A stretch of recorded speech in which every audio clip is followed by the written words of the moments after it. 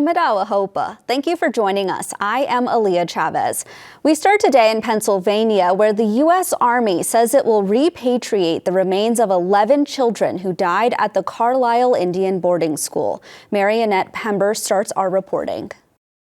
The 11 Native children died at the Carlisle Indian Industrial School more than a century ago and are being returned to their homelands this fall. The children, mostly victims of tuberculosis, were citizens of the Eastern Shoshone tribe, the Pechanga Band of Indians, the Gros Ventre tribe, the Oglala Sioux tribe, the Seminole Nation of Oklahoma, and the Wichita and affiliated tribes.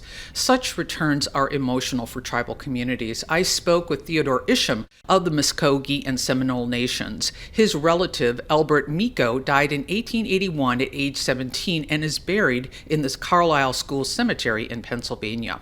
He told me, at least now we get a chance to bring closure by bringing Albert home where he belongs. It helps heal a wound that has been placed on us as descendants. More than 10,000 children attended the Carlisle School, which operated from 1879 to 1918. The institution's mission was the destruction of Indigenous culture and language as a means to assimilate Native peoples into mainstream U.S. society.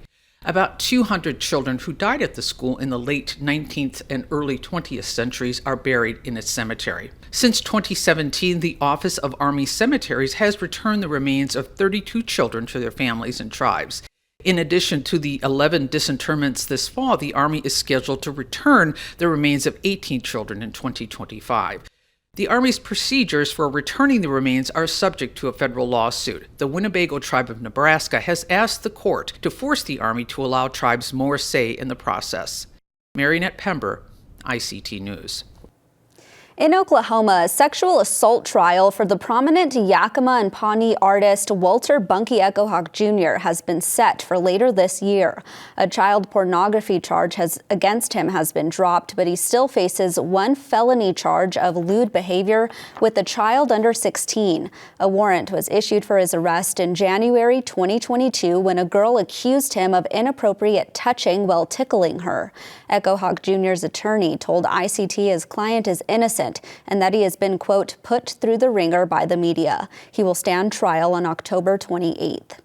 New funding for the Native American Rights Fund will provide legal support for tribal eco-stewardship programs. A $100,000 grant from the First Nation Development Institute's Stewarding Native Lands program will be used towards areas where tribes frequently request legal assistance. That includes with co-management as well as co-stewardship agreements, conservation easements, trust fees, land returns, and land use planning regulations. According to NARF officials, tribal governments are crucial to advancing solutions to the climate crisis. In New York City, the United Nations Permanent Forum on Indigenous Issues continued with discussions, including the implementation of Indigenous rights and the problem of Canadian-owned mining companies operating in the Amazon. APTN's Angel Moore brings us a wrap-up of the events. I'm here at the United Nations headquarters in New York City, where representatives voice their concerns over Canadian mining companies operating in South America, saying they are destroying their lands. Zenaida Yasakama's community is in the Amazon of Peru. Gisela Hurtado translated. We would like that the Canadian government listen to us and stop destroying our Indigenous territories, that they can take all the measures and stop talking with the Ecuadorian government, because our territories are not on sale. Our territories are live. Is there where we harvest, is there where we have everything for our food. We ask respect for our rights and also for the rights of nature. Hunter Colbert is a youth representative with the Ontario Native Women's Association, or ONWA. She says everyone wants to protect the earth. Doesn't matter where you're from, we all have one similarity in what we're here to speak about, and that's the protection of our people, our language, our culture, and Mother Earth as well, because we're all connected in that way. If Mother Earth is not safe, neither are we as women and as people around the world. Cora McGuire-Syret is the executive director of ONWA. She says the forum is an opportunity for women to reclaim their voices.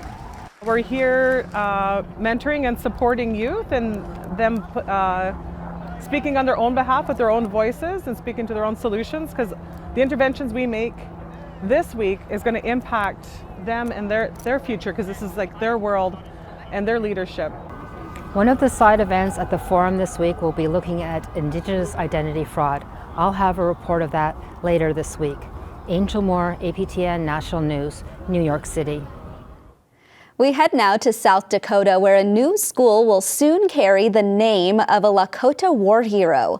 Marcella LeBeau worked as a nurse in the Army in World War II, serving in France, England, and Belgium, including in the Battle of the Bulge. The first lieutenant continued her nursing career for 34 years with the Indian Health Service, and she served on the Cheyenne River Tribal Council. The committee considered hundreds of names, but chose LeBeau, saying she embodied the characteristics of courage, compassion, and resilience before she died in 2021 at age 102. The Marcella LeBeau Elementary School will open in Sioux Falls, South Dakota in 2025.